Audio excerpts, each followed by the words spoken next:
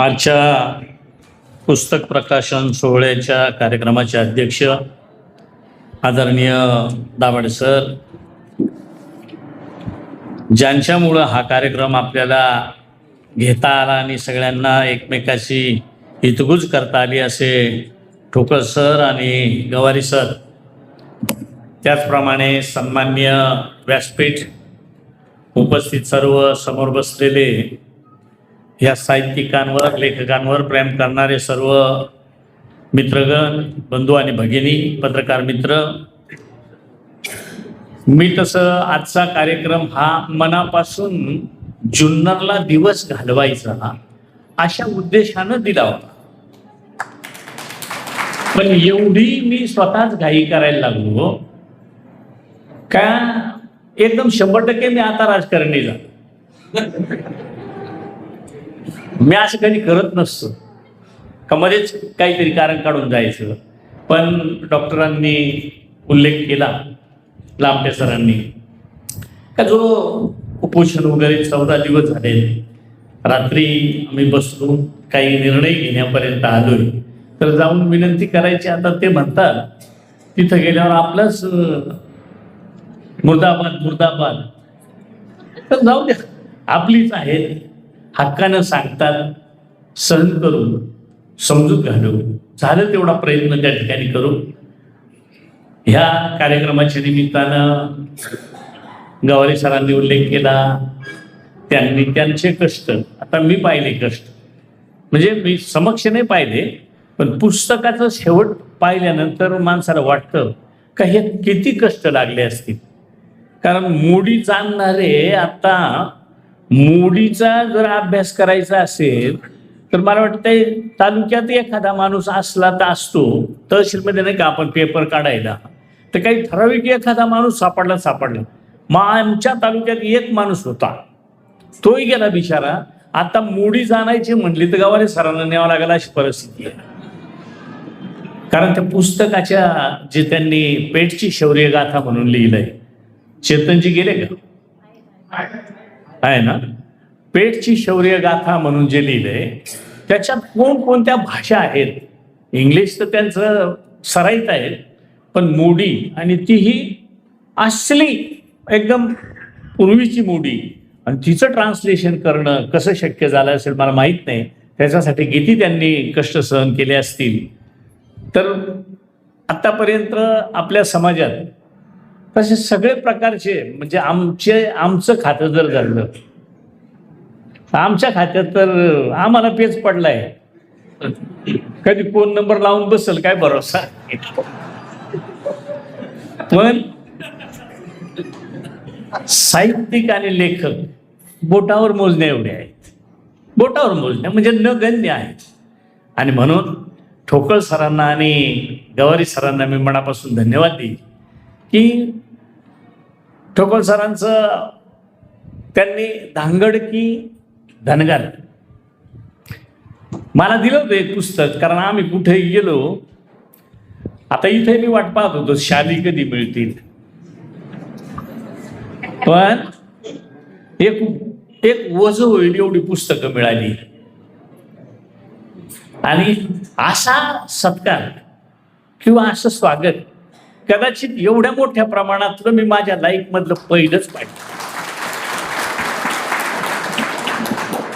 मला पुस्तक ठोकळ सरांचं मिळालंय, पण आज मला जाणवायला लागलं, कारण आपले अध्यक्ष दाभाडे सर त्यांनीच मला वाटतं मला पुस्तक दिलं होतं ते. पण अजून एक पेज, जसं ठोकळ सरांनी सांगितलं, विकत घ्या, फुकट घ्या, पण वाचा. आता मला तसंच दिलं होतं तरी अजून वाचता नाही आलं. पण निम्मार्ध डॉक्टर सुपे साहेबांनी, दाभाडे सर असतील किंवा लेंबे असतील, किंवा हा आपला पुण्याचा जो काही ग्रुप आहे किंवा नाशिकचा ग्रुप आहे, चंद्रपूरचा, ह्या लोकांच्या ज्या वेळेला चर्चा होत्या त्यावेळेला निश्चित मी बारकाईने ऐकत असतो. मला वाटते निम पुस्तक तर माझ्या कानात यांनी तसंच ओतलं असेल, कारण नेहमी चर्चा ह्याच होत असतात. पण तरी सुद्धा मी त्या पुस्तकाचं पान जरी वाचलं नसेल तर अनेकांना त्याचं मार्गदर्शन का किती लोक, म्हणजे जसं आता 9 ऑगस्टचा सांगितलं तर आहे, आपण बांगरे साहेब ना शास्त्रज्ञ, बांगरे साहेबांनी सूचना केल्या अगदी खऱ्या आहेत. पण बांगरे साहेब निश्चित मान्य करावं लागेल का आता पूर्वीप्रमाणे अजिबात राहिलेलं नाही. अजिबात नाही म्हणजे आहे अजून काही अंशी ग्रामीण भागात अजूनही त्याचा विपर्यास केला जातो. थोडंसं चुकीच्या पद्धतीने अजूनही त्याची धामधूम केली जाते. पण बरेचसे कार्यक्रम जे काही होतात ते खरंच चांगल्या पद्धतीचे प्रबोधन करणारे कार्यक्रम त्या निमित्तानं होत असतात. जसं 9 ऑगस्ट हा एक तर मला वाटतं आधी आपल्याला माहीतच नव्हता, त्याची सुरुवात अगदी हळूहळू झाली. तिचं स्वरूप आज जर पाहिलं तर अनेकांना त्याचे डोळे फाटायला लागलेत. कोणत्या ना कोणत्या वेगवेगळ्या हेतून वेगवेगळ्या प्रकारे त्याच्यात अडचणी कशा येतील असं पाहिलं. कारण त्याच्यात तुम्ही सगळ्यांनी सपोर्ट केल्यामुळे मी 8-9 वर्षापासून मुंबईमध्ये माझी खंत होती का सगळ्या ठिकाणी, पुण्यात तुम्ही सगळे होते म्हणून पुण्यातही आदिवासी दिन व्हायचा. मी एकच वर्ष पाहिली रावणाची ताटी नाचून तिकडं गावाकडं. नंतर ठरवलं कशाला काय म्हणून गावातच, पुण्यात होतो सगळ्या ठिकाणी होतो, मुंबईमध्ये का नाही. आणि तेव्हापासून मुंबईला सुरुवात केली. आता जो परवाचा 9 ऑगस्ट झाला, मला वाटते सर होते, आपल्याला नसत जमलं पण डॉक्टर सुपे साहेब होते आणि बरीचशी पुण्याची मंडळी होती. तर अतिशय सुंदर कार्यक्रम, 3 दिवसाचा कार्यक्रम झाला. 3ही दिवस वेगवेगळ्या मुलांनी मार्गदर्शन केलं. का अक्षरशः एका मुलीनं पहिल्या दिवशी मला वाटते तर तिनं तिचा जर्नी सांगताना ढसढसा रडली. स्पोर्टमध्ये ती मला वाटते गोल्ड मिळाले तिला. तसा एक अपंग पोरगा, त्यानं मिळवलेलं शौर्य, त्याचं मार्गदर्शन त्याने सांगितलं. म्हणजे इतरांना स्फूर्ती मिळावी ह्या दृष्टीनं त्या कार्यक्रमांमध्ये कळत न कळत नाचण्याबरोबर कुदण्याबरोबर बाकीचंही होतंय. जेव्हा नागपूरची एक आपलीच आदिवासी कन्या होती, तिने पवार साहेबांच्या समोर इंग्लिशमध्ये ज्या वेळेला भाषण केलं तर अक्षरशः सगळेजण टक लावून तिच्याकडे बघत होते. म्हणजे आहे ना का जे आपल्यात एक न्यूनगंड आहे का हे आम्ही नाही करू शकत, पण ह्या अशी मुलं किंवा असे शास्त्रज्ञ, असे लेखक आपल्याला दाखवून देतात, चालना देतात का हे आपण करू शकतो, हे सहज शक्य आहे, हे सांगण्याचं धाडस हे यांच्या वाचनानं आपल्याला त्या ठिकाणी मिळेल. म्हणूनच साठी यांनी जी काही पुस्तकं लिहिली ती सगळ्यांपर्यंत पोहोचवण्याच्या दृष्टीनं आपण सगळ्यांनी प्रयत्न करूया. आणि सरांनी उल्लेख केला का दुसरा उठावाची दुसरी प्रत, दुसरी नाही, माझी तर अपेक्षा राहील तिसरी सुद्धा सुरू करू. कारण माझ्या डोक्यात एक कल्पना, जेव्हा पेटची शौर्य गाथा, ही कल्पना मला सहज आली, सहज. कारण मी विश्वकोशाचा मला थोडा छंद होता आधी वाचायचा. आता काय वाचायचा हा विषयच येत नाही, थोडंफार वाचलं तर वाचतो. पण विश्वकोशात ज्या वेळेला मी इंडेक्सवरच पाहिजे, इंडेक्समध्ये आपलं आदिवासींचं कुठं काही दिसतं का, तेव्हा 16वा का 18वा खंड चालू होता. आता काहीतरी 22 का 24वा खंड त्याचं लिखाण चालू आहे. त्याच्यात आदिवासी हा अगदी नगण्य म्हणजे नाही जमा आहे. आणि मग तेव्हा मी अशी चर्चा करायचो दोस्तांमध्ये का आपल्याला काही इतिहासच नाही का.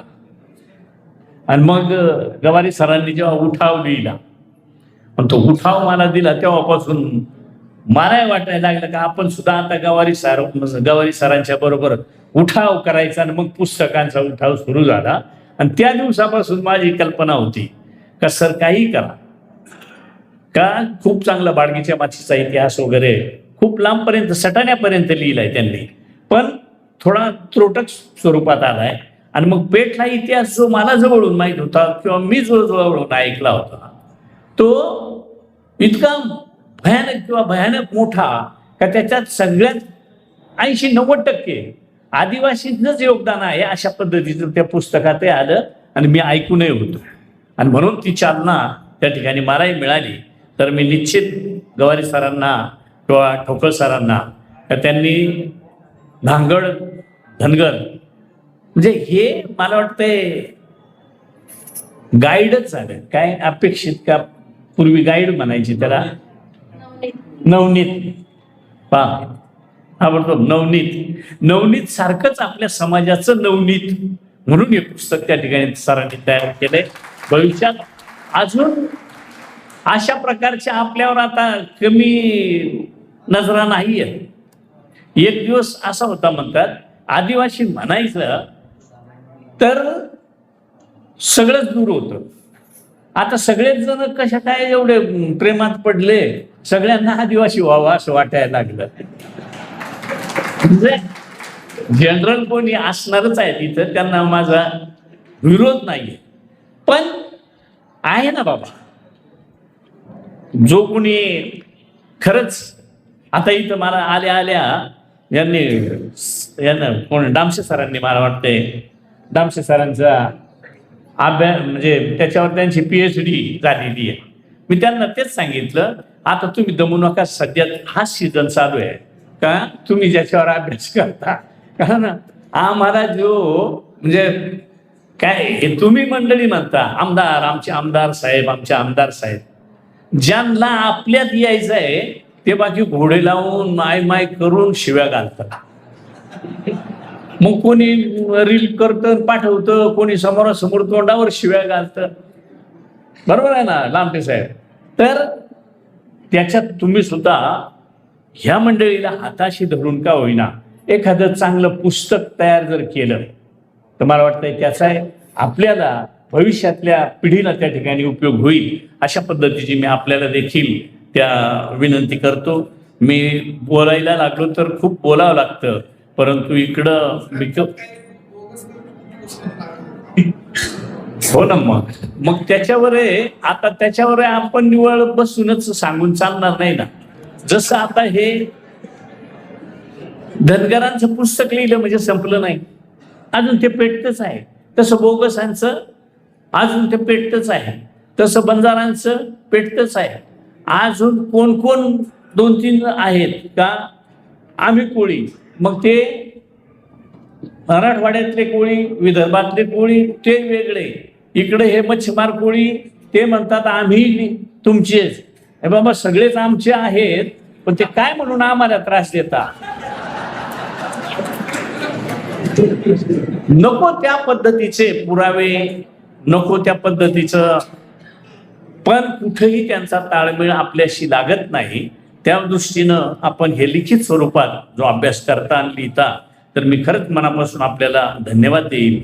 आपल्या दोघांनाही लेखकांना मी मनापासून धन्यवाद देईल. त्याबरोबर त्यांच्या सौ ज्या आहेत त्यांना सुद्धा मनापासून धन्यवाद देईल. कारण एवढ्या याच्यात वेळ काढायचा म्हणजे सध्या एकतर सौ बरोबर वेळ म्हणजे माझं मी सांगतो, तिच्या बरोबर वेळ नसेल तर मोबाईल बरोबर वेळ, ह्या 2 सौ सोडून दुसरी सवच राहिली नाही. त्याच्यामुळं त्या बिचाऱ्या ह्या अभ्यासाच्या दरम्यान त्यांच्याकडून कधी ऐकलं जात नसेल, पण त्यांचा छंद म्हणून त्यांना सपोर्ट करत असतात. त्यांनाही मी मनापासून त्या ठिकाणी धन्यवाद देतो. आपण ह्या निमित्तानं आल्यानंतर मंत्री आला, आपला माणूस आला म्हणून काही निवेदनं दिली जातात. तर आपण आपल्या विभागात जो काही एक राक्षसी प्रोजेक्ट येतोय त्या दृष्टीनं तुम्ही मध्यंतरी काही आंदोलनही केलंय, तर आपला सगळा सामाजिक लढा आपण त्या ठिकाणी उभा करू. तुम्ही केलायच, त्याच्या कृती समितीही मला वाटते तुम्ही केल्यात, तर त्याच्या माध्यमातून आपण पुढे जाऊ. शासन स्तरावर आम्ही सगळे तुमच्या बरोबर राहू, अशाही पद्धतीची मी आपल्याला त्या ठिकाणी एक खात्री देतो. इथं शिक्षक मंडळींनी मला वाटतंय प्रोत्साहन भत्ता का जो इतर ठिकाणी प्रोत्साहन भत्ता मिळतो, पण तो फक्त जुन्नरमध्येच मिळत नाही. जुन्नर आंबेगाव नाशिकमध्ये मिळतो, नगरमध्ये मिळतो, बऱ्याच म्हणजे राज्यभरात अनेक ठिकाणी मिळतो. मी त्याची माहिती काढतो का बा तुमच्यावरच का अन्याय नेमका, किंवा तुम्हालाच का घेतलेलं नाही त्याची माहिती त्या ठिकाणी मी काढतो. अशा पद्धतीने तुम्ही मंडळीनं काही वैयक्तिक एका सरपंच ताईने मला काहीतरी गावातल्या विकास कामांसाठी पैसे द्या, तर ताई काय झाले, प्रत्येक गोष्ट हो म्हणणं बरोबर राहते, पण पैशात हो म्हणणं का अवघडच जातं. कारण आम्हाला शेवटी मर्यादा येतात आणि मर्यादा येऊनही त्याच्यातूनही मार्ग काढू, पण मोठ्या कामांचा बजेटशिवाय पर्याय नसतो. जसं मध्यंतरी मला वाटते आपले दुसरे एक साहित्यिक आहेत आपले हे काय आमचे पुण्यावाले, काय त्यांचं नाव, नंदकर साहेब, राजू नंदकर, त्यांनी मला एक रस्ता दाखवला होता. तेव्हा बजेट नेमकं चालू होतं, दिलं होतं मी करून. तसं काही रस्त्यांची कामं मागितलीत, काही वेगवेगळी छोटी मोठी कामं मागितली, तर निश्चित जिथं जिथं शक्य होईल तिथं देण्याचं काम त्या ठिकाणी करेल, अशा पद्धतीची मी आपल्याला खात्री देतो. या ठिकाणी आपण मला बोलवलं, पण थोडंसं वाईटही वाटतं एका गोष्टीचं, पण विनंती करतो की डॉक्टरांचं पूर्ण भाषण संपेपर्यंत, कारण जसं एखादा माझ्यासारखा जरा नाचणारा असेल गडी, तर त्याला इकडं ताल वाजला का त्याचा पाय हलतो, तसं डॉक्टर बोलायला लागले का रक्त सळसळ करतं. असं डॉक्टरांचं मार्गदर्शन शेवटपर्यंत सगळ्यांनी ऐका, डिस्टर्ब करू नका अशी मी विनंती करतो आणि मी माझी रजा घेतो. धन्यवाद. जय हिंद, जय महाराष्ट्र.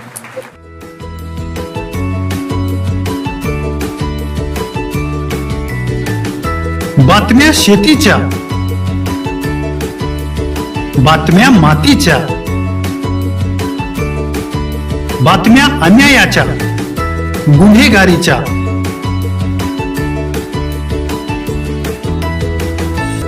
राजकारणाच्या आणि समाजकारणाच्या, शोषणाविरुद्ध बुलंद आवाज, जनसामान्यांच्या हुंकाराची गाज, सत्कार्याला प्रोत्साहन, दुष्कृत्याला अनुशासन, निर्भीड, निस्पृह, सडेतोड, बेधडक आणि रोखटोक म्हणजेच विघ्नहर टाइम्स. शोध बातमीचा, ध्यास सत्याचा. आपलं चॅनल, आपली बातमी. सबस्क्राईब तर कराच, पण बेल आयकॉनवर क्लिक करायलाही विसरू नका.